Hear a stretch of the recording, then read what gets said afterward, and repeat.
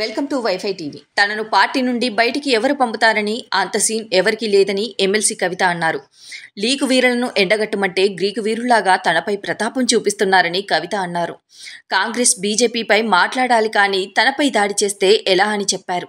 తనపై ఇంత దుష్ప్రచారం జరుగుతుంటే పార్టీ ఎందుకు స్పందించడం లేదని ఆవేదన వ్యక్తం చేశారు. దేశం వెలుపల ఐటీ సెల్లు పెట్టి తనపై పోరాడతామంటే ఎలా అని నిలదీశారు. దొంగలను పట్టుకోమంటే చేతకాక తనపై ప్రతాపం చూపితే ఎలా అని మండిపడ్డారు. తాను పదవుల కోసం ఏనాడూ పాకులాడలేదని, కడుపులో బిడ్డను పెట్టుకొని ఉద్యమంలో సైనికురాలిగా పనిచేశానని, తనను విమర్శిస్తున్న నేతలు కేసీఆర్ నీడన ఉండి తప్పు చేసిన ఉదంతాలు ఎన్నో ఉన్నాయని ఆమె అన్నారు.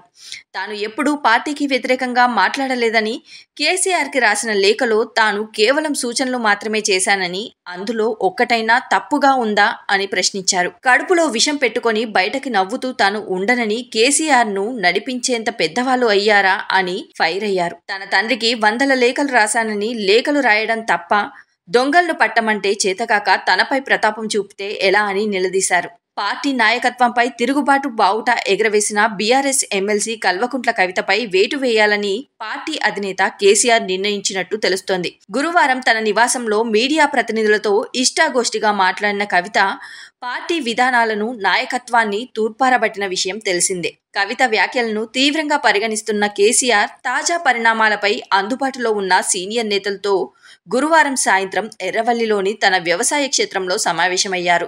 లండన్ పర్యటనలో ఉన్న మాజీ మంత్రి, పార్టీ వర్కింగ్ ప్రెసిడెంట్ కేటీ రామారావుతోనూ ఫోన్లో సమాలోచన జరిపినట్టు తెలుస్తోంది. కేసీఆర్తో సమావేశమైన నేతలు తమ అభిప్రాయాలను వెల్లడించడంతో పాటు కేటీఆర్పై, పార్టీ వ్యవహరిస్తున్న తీరుపై, కవిత చేసిన ఆరోపణల పట్ల మెజారిటీ నేతలు తమ అసహనాన్ని వ్యక్తం చేసినట్టు సమాచారం. కవిత చేసిన ఆరోపణలపై ఇప్పటికిప్పుడే చర్యలు తీసుకోవాలా, లేక ఆమె చేసిన వ్యాఖ్యలకు నోటీసులు జారీ చేయాలా అనే అంశంపై తర్జన భర్జనలు పడినట్టు సమాచారం.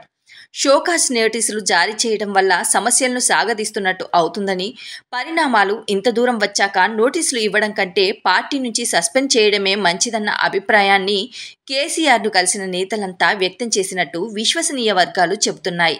ఈ నేపథ్యంలో శని, ఆదివారాల్లో కవితను పార్టీ నుంచి సస్పెండ్ చేస్తూ, ఒకవేళ పార్టీ సస్పెండ్ చేస్తే కవిత దారిటు కాంగ్రెస్ పార్టీలోకి పోతుంది అని కొందరు, బీజేపీలోకి వెళ్తుందని మరికొందరు సోషల్ మీడియాలో చక్కర్లు కొడుతున్నాయి. ఏం జరుగుతుందో వేచి చూడాల్సిందే. ఈ వీడియో కనుక మీకు నచ్చినట్లయితే లైక్ చేయండి, షేర్ చేయండి. మరిన్ని అప్డేట్స్ కోసం మా ఛానల్ని సబ్స్క్రైబ్ చేసుకోండి.